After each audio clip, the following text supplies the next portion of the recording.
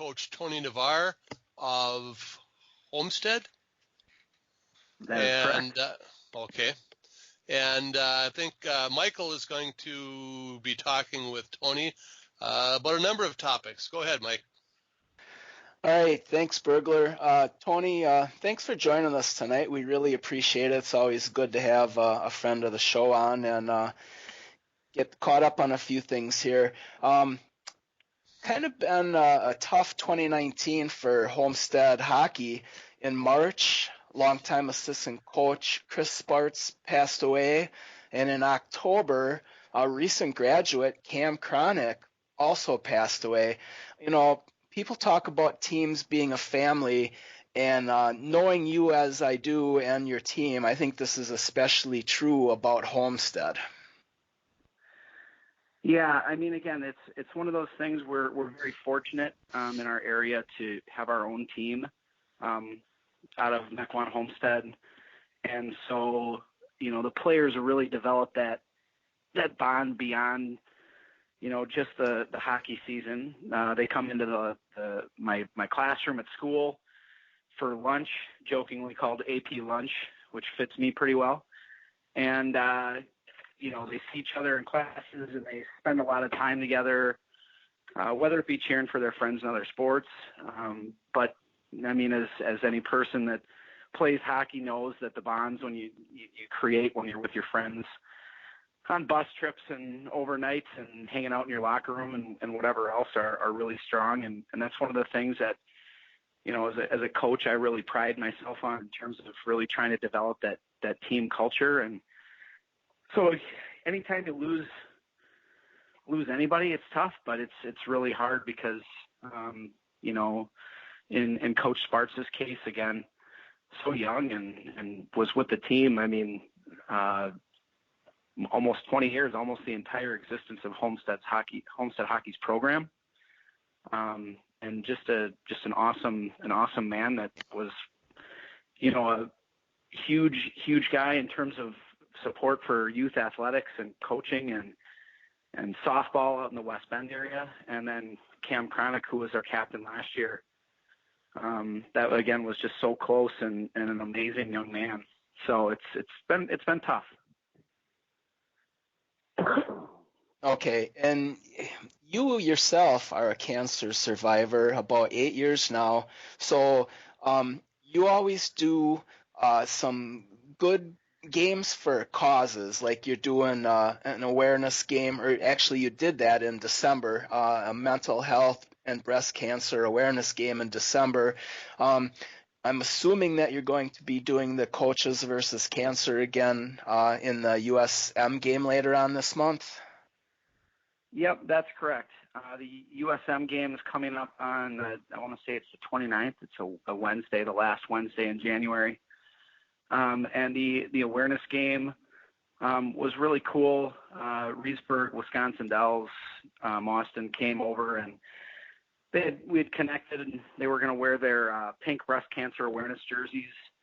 And it made sense. Our booster club really stepped up and was able to get our team some really cool jerseys that honored Cam. And the game came together in really about 2 weeks, and we raised about $150 for breast cancer and about $800 for the new foundation that Cam's family has set up. So just an amazing event that really helped. And then our Coaches versus Cancer game with USM every year is a blast. The kids do a great job. It certainly wasn't competitive as we would have liked it last year. USM was a juggernaut, but it still is one of those things where we can just say that it's bigger than the game, and it's nice for all the kids to be able to think about what they have. So. Okay, that kind of actually ties into my next question. Not only do these games raise money to help fight cancer and mental health issues, but it impacts your kids too. I mean, tell me a little bit about how what they talk about or how it kind of affects them. In the circumstances of our awareness game, right away the players wanted to do something. And it's cool from the teacher perspective. It's really cool to see the guys try to, build that communication and leadership ability. They knew they wanted to do something, but they had really no way of knowing what the first steps were. And so, they started reaching out and asking what they could do and how they could help and what did they need to make this happen. And so it was really a neat process to see, again, it wasn't necessarily centered around hockey itself, but they knew that could be their outlet for trying to raise some awareness and how they could, support the family. And so that was a really neat thing. And again, we talk about student athletes all the time, and it's amazing to work with these guys through hockey, but the growth that you see as a coach is so much fun. And again, I think that's part of the reason too that you brought up earlier that Homestead, we really try and connect those guys beyond just being on the rink together.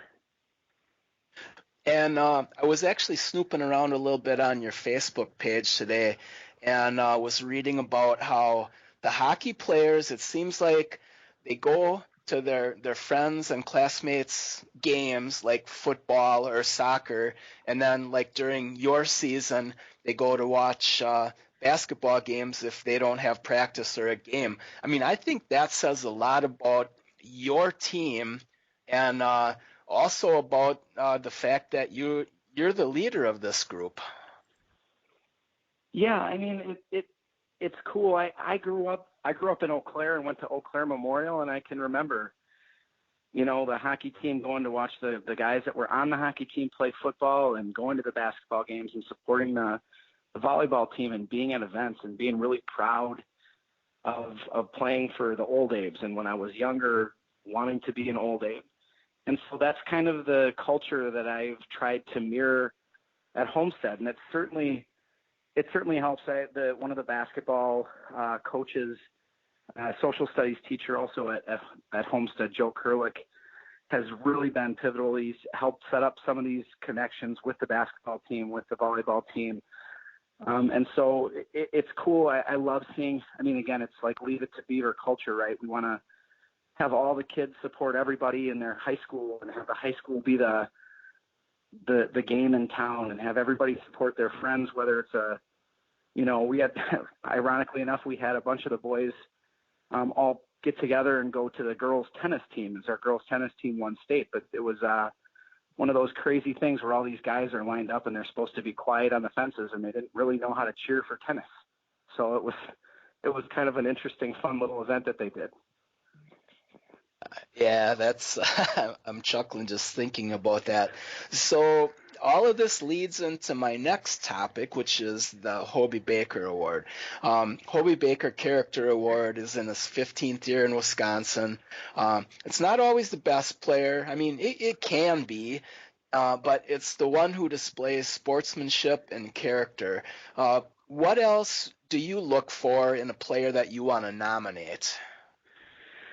Well, when I look at the Hobie Baker for us, it's really kind of that well-rounded kid.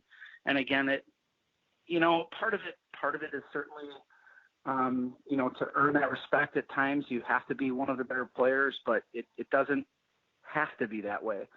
And so it really ends up being who's the kid that wants to help the others on the team? Who's the one that steps outside the box and volunteers? Who's the one that tries to get involved outside of, something that supports just what they're doing or merit award hours or grades?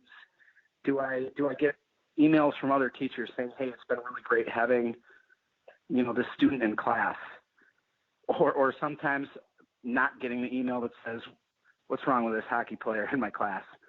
I don't get that too often, but it's all of those things. So I really try and look for that well-rounded kid that works hard and not just on the ice, everywhere in his life. And sometimes he can be a quiet leader.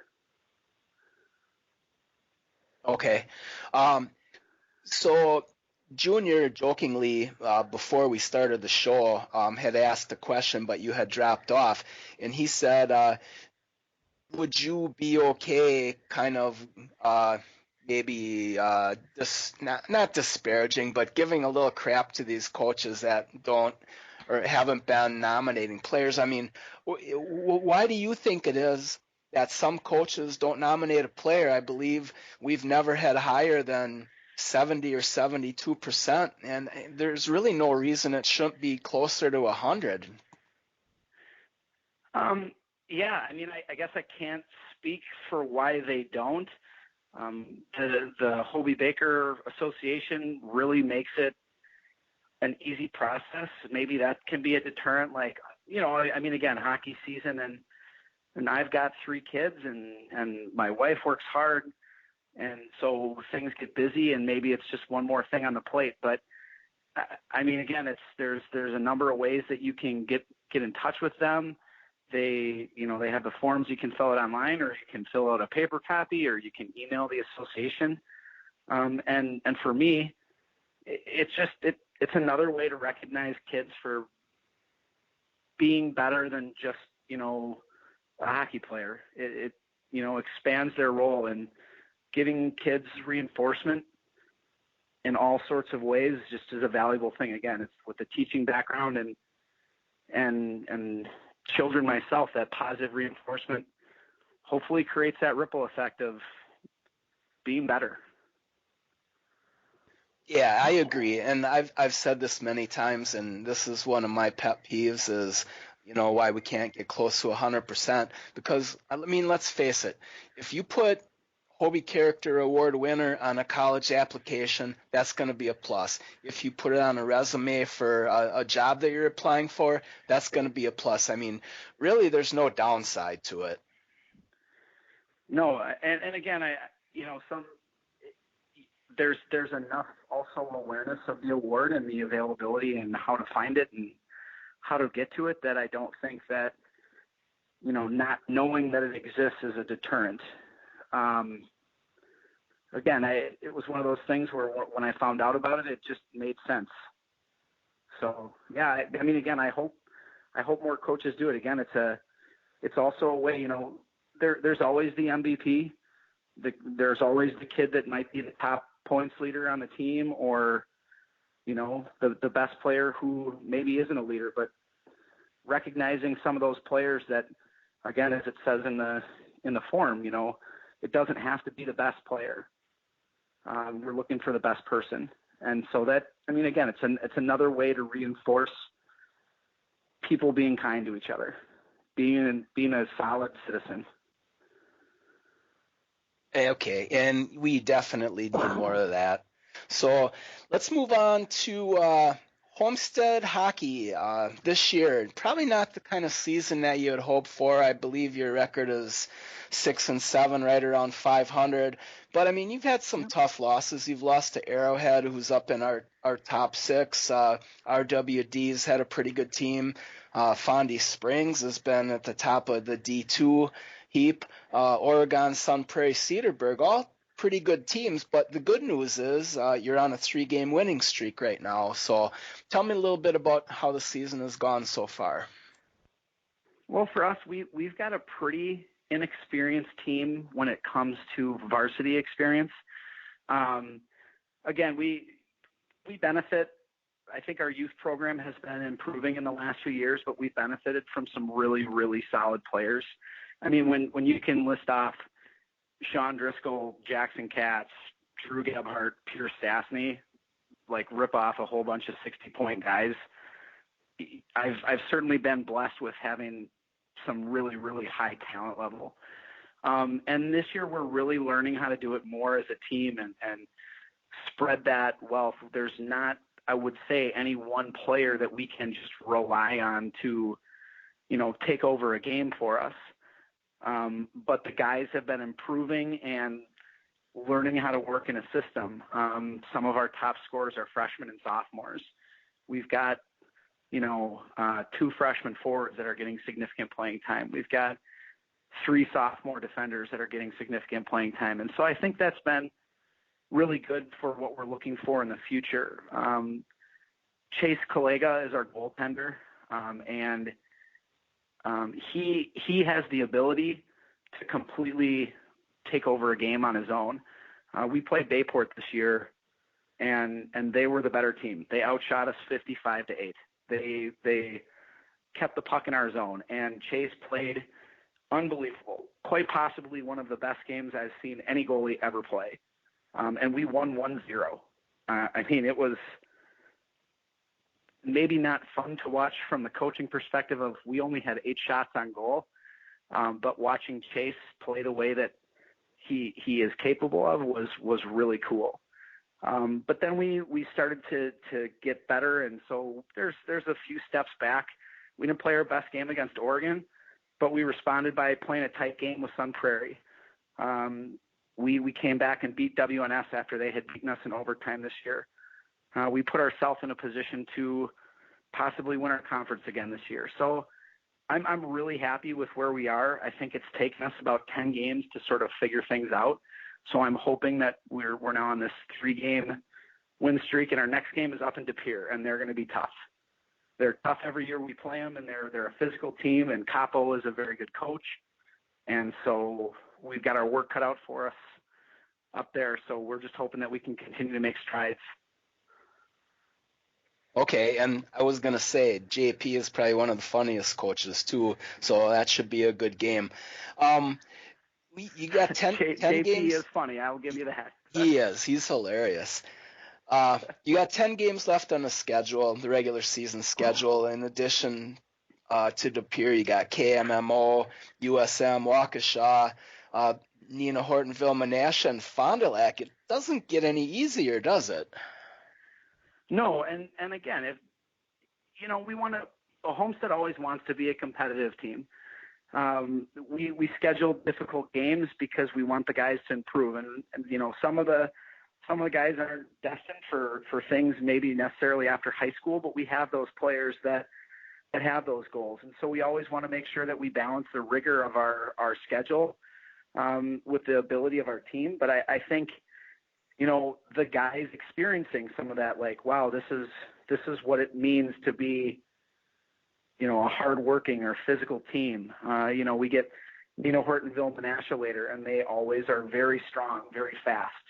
And so for our young guys to play against that, they're going to learn. They're going to learn some lessons in that game. USM, the skill level is it's always off the charts. It'll be nice for the guys to say, wow, this is what we have to do if we want to get to this level. We have to work hard. We have to develop this skill. And so it's some balance. And again, we want to win some games, but I think the development of the players is also one of those things that I always keep in mind when we work on a schedule. So yeah, it doesn't get any easier, but it'll certainly be fun. And it'll probably be a pretty good warm-up for the playoffs, too. And speaking of the playoffs, we'll just touch on one more topic here quick before we let you go.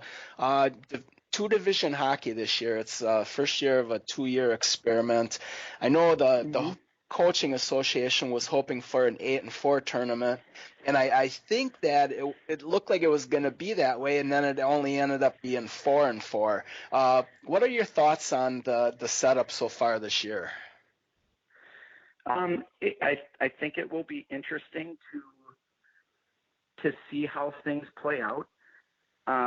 Was it Dan that wrote the article earlier in the year about taking the advice of the hockey people, the Wisconsin Hockey Coaches Association, and really working to give them a little bit more say in how hockey progresses in Wisconsin? I think it came out this summer. I believe it was, yeah. Dan is kind of a proponent of the better system, better certainly than what we ended up with. Yeah, I mean, again, echoing some of the things that you said, the Wisconsin Hockey Coaches Association, and again, I'm a part of it, so sort of biased, I suppose, but from my perspective, wants hockey to be the best it can be in Wisconsin. And the way that I think decisions are being made from our point of view is that here are all of the people that have a vested interest in what hockey looks like in the state. And there's suggestions that are being put forth that may not be given the amount of thoughtfulness or direction that it could be. So I don't know how this year is going to look. It's an interesting format. What we tend to hear is that, it's just not done that way, or this isn't how other sports do it. And we'd like to say that, you could look at hockey as its own entity because it's kind of got that, strange sort of, we've got these co-ops that are developing, and we've got private schools, and then there's the public schools, and how do we make this fair, and how do we make it work for all teams? And I truly think that the Wisconsin Hockey Coaches Association is trying to do those things. And so again, you just hope that they get a little bit of a say, or maybe more care in when you're saying, like, this is really what we should do, not how these guys maybe see it. So. Okay. I don't know. That felt like a dodge. We're in political times right now, so I hear you. To anybody around. No, and we know it's. I mean, my opinion is, and I apologize to anybody that have stepchildren that have ginger-colored hair, but hockey is kind of like the redheaded stepchild. I mean, yeah, people love it, but maybe sometimes it gets left on the back burner, and I think that's unfortunate. I don't necessarily think in my mind that the 4-on-4 tournament is an improvement over the A-team tournament from last year. The only difference is we're going to see a little bit different composition of the state tournament field this year. Yeah, and again, I'm in favor of more teams getting the option to play in the state tournament. The state tournament is amazing. I've been lucky enough to experience it as a coach and a player. So, I mean, it's an awesome experience. And you do want more kids to be able to have that opportunity.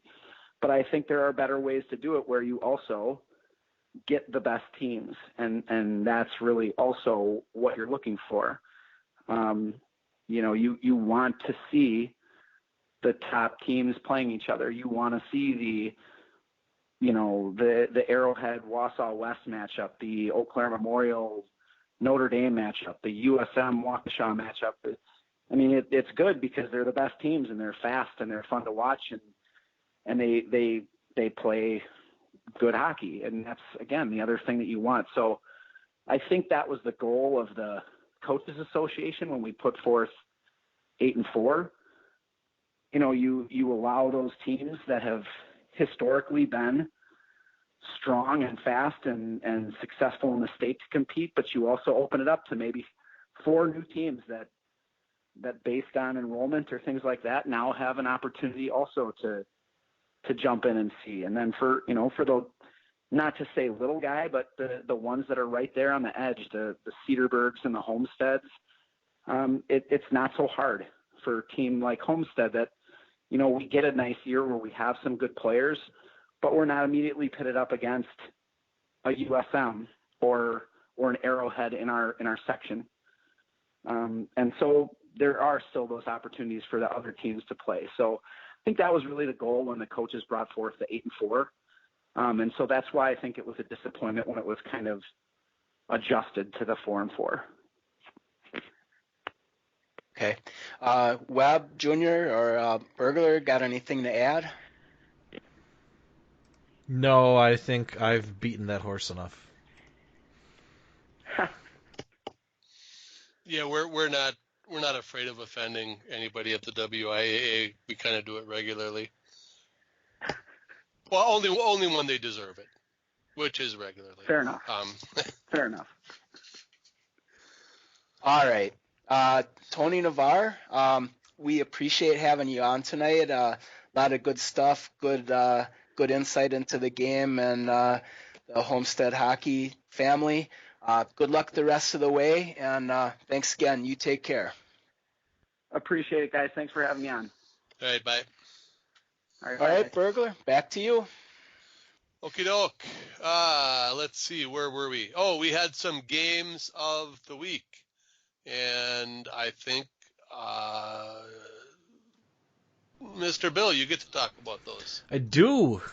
Me and my lovely cameraman made the lengthy 11-minute trek from my front door to Greenheck Fieldhouse here in Weston to see the then number 2 Central Wisconsin Storm take on the then number 1 Eau Claire area Stars. The Stars were coming into that game having just suffered a loss Tuesday to Hudson. First period, both teams came out. It was a little tentative, like they were feeling each other out. Stars had a slight lead when the period ended in terms of shots, owing largely to a couple of Storm penalties in the period. Their game really started to open up and take off in the second period.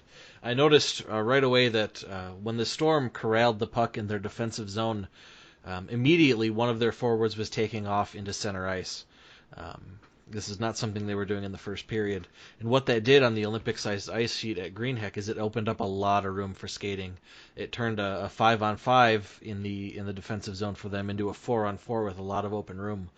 There were a couple times they hit that flyer out in or cherry picker, if you want to look at it that way, out in center ice with a pass and made a good offensive play out of it. But there were also, a couple times where they just used that room to skate, and they had a much more effective breakout there in that second period, and it really turned the game around for them, whereas the Stars led shots 8-4 in the first period. The second period was 9-5 Storm, and it felt out there more lopsided than that. They only scored once in that period, so it was 1-0 going into the third. Eau Claire had a couple really nice chances in front of the net, but the puck was bouncing, and they just couldn't corral it and get it into the net. And then there in the third period, the Storm kept it going with 3 more goals, allowing the Stars just 1. And after their second goal, the Storm stopped sending that flyer out on the breakout, and they just went into Pete Susan's classic lockdown mode. Pete Susan's, both at the Storm and at Wausau West, is pretty famous for not giving up a lead once he's got it, and the Storm went into lockdown mode, and they shut it down. Abigail. Her sister, whose name I don't have off the top of my head, had 18 saves for the Stars in the loss. Sydney Weiland had 17 for the Storm in the win. The Storm are now 10-2-3, with their only Wisconsin loss coming to the Cap City Cougars, and the Stars are now 11-2-1, with both losses coming this week to Hudson and the Storm. Junior, you can call her Naomi Stowe. Yes. I was going to say Abigail Stowe because we've said that name so many times over the years on the podcast, and I knew that wasn't right. This is just the defensive end of the Stowe show. Mm-hmm. Well, she probably got so good by her sister shooting pucks at her. That's how it works. That's how it works in the family. As long as she didn't dent any washers or dryers or garage doors, she probably did just fine. And I think this game really worked out for Storm on the Greenheck ice sheet, because I think they're the faster of the two teams. We saw these two teams play a 1-1 tie earlier in the year at Mosinee, and in this game, the Storm, they really showed off their speed once they started opening up the ice. I think they are the faster of the two teams. Whether or not they're a better team overall is tough to say, but on the big ice sheet, I think that really played in their favor. The second game of the week that I went to was Steve. You found a new cameraman for the second game. I did. I traded in my cameraman for the first game. I wasn't happy with him, so I got a new one for the second game. We went up to Northland Pines to see the renovated dome, which was fantastic, and we'll talk about a bit later. And saw Stevens Point and Northland Pines. Shockingly, Point came into this game with 3 straight losses. Mosinee, DC Everest, and Waupun. Tom King at one of the Wausau radio stations asked me while I was on Twitter at this game, when was the last time Point lost 3 games in a row? So I looked it up. It was during the 2013-2014 season. It was during the showdown in Titletown. They lost in overtime to Eau Claire Memorial. Then they lost in regulation to Notre Dame Academy. Then they lost in overtime to Superior. All 3 of those teams were in Madison that year for the state tournament. It is possible that Mosinee, DC Everest, and Waupun go to the state tournament this year, split between Division II for Mosinee and Waupun and Division I for Everest, but Everest has got a tough road to get there in boys D2 Section 1. But yeah, that was the last time Spash lost 3 games in a row. It was 6 years ago. And, of course, knowing that Spash lost 3 in a row, Trasher and I both thought that this was Pine's game. And if all you looked at was skating and stick handling and picking guys' pockets, you'd be right. This would have been Pine's game because they were a highly skilled team, and they play. We've seen this over the years. Pines is incredibly aggressive, especially in their defensive zone. They chase that puck down, and they do not let you settle down and get anything going. Unfortunately for them, that aggression led to way too many chances where they left a Spash player wide open in front of the net. Spash ended up winning this game 6-3. If you take away the empty netter and a 2-on-1 that they made a beautiful play on, of the other 4 goals, all 4 of them involved a Spash player in a high percentage area who was either uncovered or the guy who was on him was more concerned with trying to smack the puck than moving the guy out of the way. It was really a defensive breakdown for Pines in this game. They gave Spash just way too many high percentage chances. Spash opened the scoring on a beautiful spinorama goal from Brady Dillingham. He is a right-handed shot. He caught the puck just outside the slot on his backhand, so he was facing back to the goalie, and just spun around and fired it. I'm not even sure he had time to look where he was shooting. But from where he was, he found the corner of the net and made it 1-0. Pines tied it up towards the end of the period. Freshman Hunter Bill, wearing number 26, Jack Rohde's old number. Like you've seen a forward dangle a defenseman before and get his feet locked up, but he tied up this Spash defenseman so badly the Spash defenseman actually tripped over himself and ended up down on the ice. It was a beautiful toe drag and move around him. So it was just 1-on-1 against the goalie, and Bill beat Jonathan Naif, Spash's number 3 goalie, who was starting in this game, to tie it up. And then through the second period, Pines got one more, and then they took 3 penalties in the last 3 minutes of the period. That gave Spash a minute 27 of 5-on-3 to open the third period, and Spash did what we've all seen them do many times over the last years, is they scored 3 goals in about 3 minutes, and just made the lead too big. Pines would cut it to 4-3, but Spash really had it in the bag at that point. Jonathan Naif, who, as I said, is Spash's 3rd goalie. His only starts this season, he had their start against East Merrill, and then each of Spash's 3 goalies got 1 start in the showdown in Titletown, so he played their win over Superior. This was his 3rd start of the season. He had he faced 27 shots, had 24 saves according to the score sheet, so he didn't hit that magic 90% that everybody always looks for, but he had a fantastic game. Pines was flying around the zone. Every shot they took came off of a pass with motion. He had just a wonderful game, and I know Wiersba is a great goalie for Spash, but the way that Naif played in this game, I would leave him out there for the next one until he doesn't play like this. It was that good, especially for his 3rd varsity start. He didn't get any starts as a freshman. He was their JV goalie. He had a great game. Yeah, and we talked about it a little bit too while we were there. I mean, not every save was great. You know, a goalie in the course of a game, 25 saves, whatever, will have some pedestrian saves, but he had that you saw, I think, on my end when I was taking pictures down there, a couple of really nice stops. And then on the other end, when I came down and stood by you, I counted 3 that I don't know how the puck did not go in the net. I mean, these were highlight reel saves. The kid is big. He's like 6'5", 210 or something along those lines, and he's only a sophomore, but you're right, Junior. I mean, he did a heck of a job in that game, and I think both of us put him as our first star or player of the game. Yeah, the percentage of Pines shots that came with some kind of motion, cross ice motion, was incredibly high. So to make saves on those at the rate he did is really impressive. Yep. Alrighty. Thanks for that. Moving along, we have What comes next here? The Wyndham Garden Inn of Fitchburg, the Players of the Week. Let's see if Trasher remembers how to pronounce these names. Sure, I'll try my bestest. Wyndham Garden Inn of Fitchburg is the state tournament headquarters for Wisconsin prep hockey. We like them, they like us. Let's hope we can do it for many more years.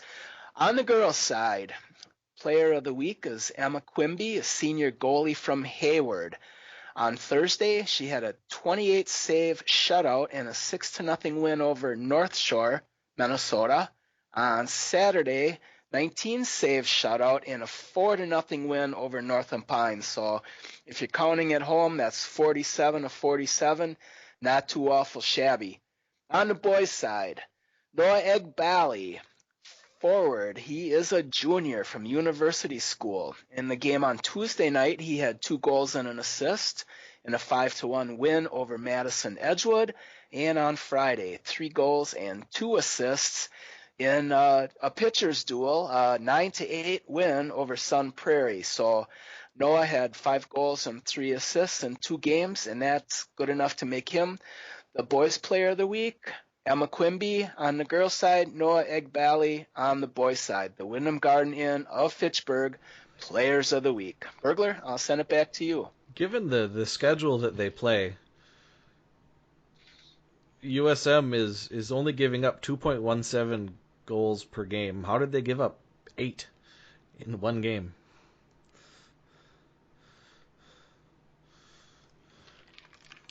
Well, I'm sure we'll have to go back, because I'm sure Tommy G wrote it up, and we'll have to go back and look at the story on the Wisconsin Prep Hockey website. I think I figured it out. Sun Prairie was 5 for 7 on the power play. That'll do it. That's a good start. I haven't had a chance to put the story up yet. I just got it this morning. The 2 teams combined for 55 penalty minutes. So, 5 of 7. That's probably. Coach Jason Wood says it was the craziest game he's ever been a part of. Goals galore, penalties galore, insane. So, yeah, definitely different. You don't normally see USM involved in a slugfest like that. Yeah, I'm in many ways. I'm looking at the score sheet. In the first period, there was a checking from behind, a boarding, and a head contact, all majors. Okay, so now we know how things get out of control. Getting things back under control, Bill, why don't you tell us our 6-packs for this week? They're almost identical to last week, but the girls had a little more movement than the boys. Number 1 for the girls this week is the Central Wisconsin Storm, having knocked off the previous number 1 Eau Claire Area Stars. The Cap City Cougars are 2, Madison Metro Lynx are 3, Eau Claire Area Stars are 4, Fox City Stars are 5, and the St. Croix Valley Fusion is 6. Division 2 for the boys, Fondy Springs is still number 1, Northland Pines is still number 2, Hayward moves up to 3rd, and Wanakee moves down to 4th, McFarland is 5th, and Superior is 6th. For the D1 boys, it is the same as last week. Verona, Notre Dame, Wausau West, Arrowhead University School, and Hudson. Alrighty, that was short and sweet. We have some upcoming games of the week for this week. They will both be taking place on Saturday. For the boys, that's not its official name, is it? The Showdown Part 2? That's just what we're calling it? Yeah, that's just what we're calling it. Okay. It's I think some part of the Wausau West tournament included Notre Dame, Wausau West, Notre Dame, and Eau Claire Memorial. Yep. And we are going to be doing the championship game of that tournament as our game of the week. No spoilers. We all know who it's going to be, but we're not saying. On the girls' side, Trasher, you will be heading over to Marshfield. I will. Saturday at 1 p.m., that's Central Time. Hayward will be taking on Wisconsin Valley Union at the Marshfield Youth Ice Recreation and something other center. a rink that Burglar said had the nicest bathrooms. So we'll be over there on Saturday, or I will. Yeah, that used to have. They've just let them become regular old restrooms now. They are? Oh, Yep. man. Last time I was there, they were just normal restrooms. Okay, well, I guess that happens. Yeah. Yeah. Anyway, anything else you want to touch on? Oh, we're going to talk about the renovations at our favorite hockey rink Oh yeah, that you guys got to see. I they didn't. did. I guess. I'll get up there probably for the Pines Classic. I have to see it. Yeah. One, the rink is longer. I don't know if they got up to the full length of regulation, but it's real close. They replaced all the old lighting with new LED lights, which take up much less space visually, and combined with they actually paint the ice now, or I don't know if they painted the ice or the floor, but it's white now, which they used to just leave it gray in the past. Those two things combined make the dome itself, the actual wooden structure of the dome, really pop. It looks really nice in there now when you look up and look at the dome. They removed that boxed in viewing area from the end of the rink that I guess it's the visitors end of the rink. Part of that had to be removed obviously to extend the boards to the new length, and they put up glass wall and glass double doors there. And they've got a lot more heaters, I think. I don't know if they have more heaters or just better heaters, but it was warmer, especially under the heaters. That was nice. But overall, yeah, everything they did is fantastic, except I don't like the new boards because we watched an entire boys' high school hockey game and I didn't see a single weird bounce. You go to Pines and you watch a hockey game, you expect at least one weird bounce when someone's ringing the puck around the boards, and they all went how they were supposed to, and that's not as fun. No, especially on the end where the concession stand was. Yeah, I mean, you would see the Pines. I mean, they would just shoot the puck wide of the net because you just never knew quite. Well, they apparently knew where it was going to go off those boards, but the other team certainly didn't. Yeah, and Trasher got the skinny that apparently they're moving the concession stand. Anybody who's been up there knows the concession stand sits in the middle of the lobby area, so you can access it from all around. But that makes the area around it kind of cramped. So next year, in the off season, they'll be pushing the concession stand off to the side to open up that area a bit, which should make it flow a little better and be a little more inviting to stand in. Plus whatever other rink upgrades they have planned. Alrighty, I look forward to. I'm sure I'm going up there for the show for their classic when Mosinee and Hayward and University School, I believe, are up there for that every year. So, anything else you want to talk about? Talk about MJ since he's not here.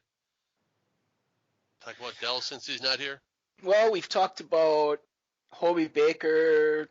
I don't know if the games were canceled or postponed last week, and I'm guessing that a lot of them were, but they weren't noted as such.